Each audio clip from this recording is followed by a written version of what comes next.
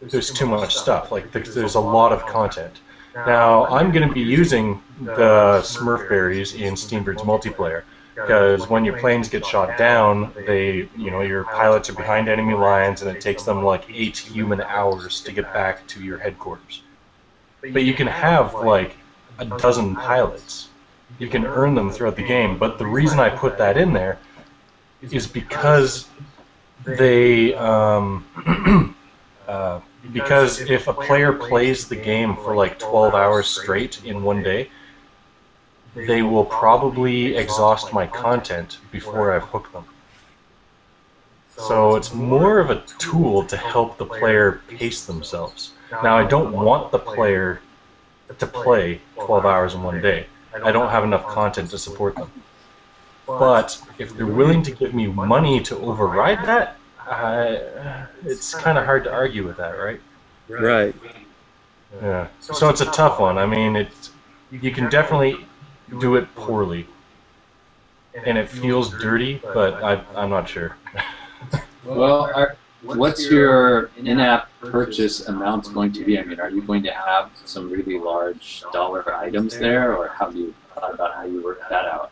Yeah, well, we're gonna have, like, we did a microtransaction test of Steambird Survival just so we can get some price point data.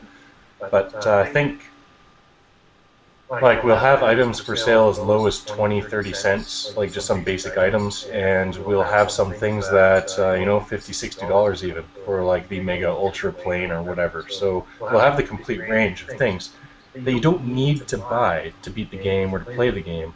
We just hope that a few people will want to buy them. Now, you can't charge someone's credit card for 20 cents. So we're going to have an in-game currency of some kind, and there has to be a minimum purchase price for the currency, so I'm thinking $5, $10, something like that is a minimum payment. I don't know. But we'll be definitely like tweaking all the pricing and everything through beta over the next few months, so there's that.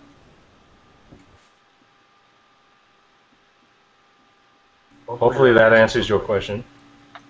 Interesting. I don't know. I guess I'm against when you're buying a permanent purchase. It's one thing. You say, okay, I bought this item, but this idea of currency, and some people have actually spent $500, $600 in these games. I'm kind of wondering why people do it. You know, how can they? Maybe they're rich, or they're a 9-year-old, and their parents don't understand, or I have no idea.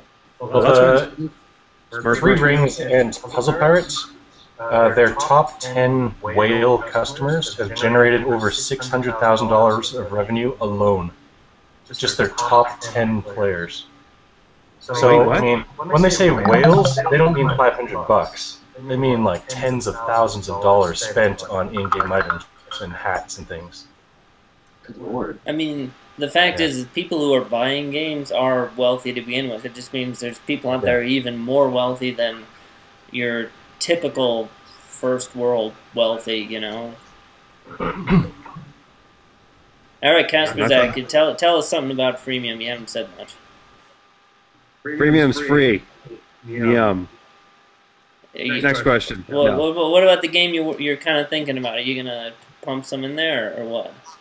No, I think freemium does not necessarily work well with the idea of anything linear. Like, it works well with games that are somewhat open, or versus or challenge based. But a game that say has like a linear sort of story, or just any sort of progression that is, linear. That's the magic word.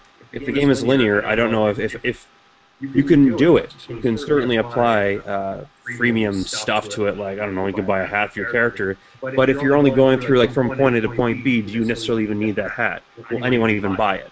And I don't think that's the case. Yeah, I'd be curious to know how much Angry Birds is making with their Mighty Eagle in that purchase. I heard the Mighty Eagle's doing really poorly, actually, but to address hats really quickly, it's a status item. So if you don't have a multiplayer game, you can't steal a status That's item. exactly my thought. Yeah. So there's a game called Everybody Edits, which is, I don't know if you've seen it, it's on some Flash portals.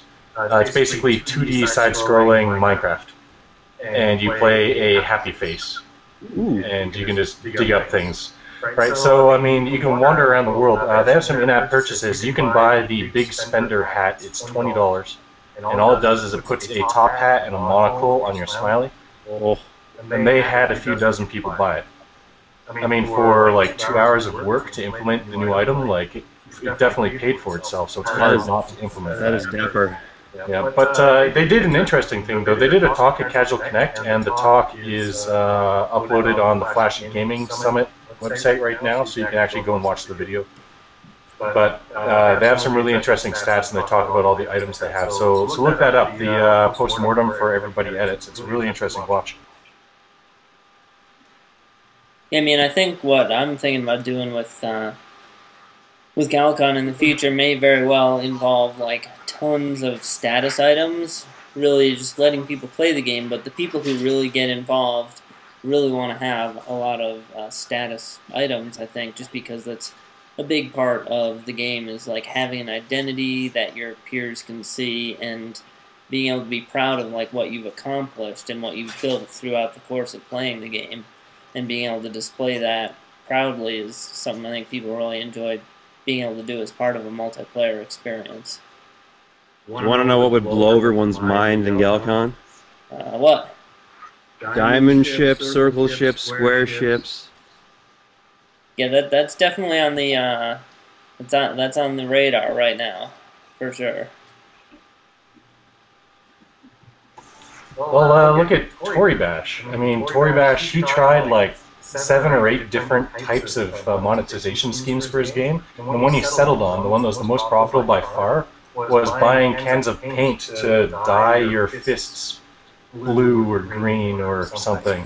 And all your body parts, you could change different colors.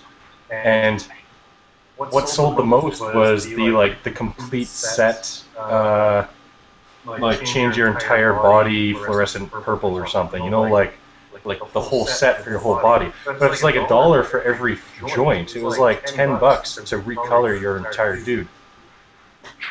People bought that. People love that because it's a multiplayer game and your opponent sees it the entire time. Yeah. I mean, I had fun with it too. I bought it really, really early, so I was kind of grandfathered in, and I was allowed to upload any image I wanted to the face of my character. It was really awesome. So I could just like draw some crazy smiley face on the front of my blank-faced character, and I don't know. I love doing that, but it was free for me to do, so I can't say I'm spending money.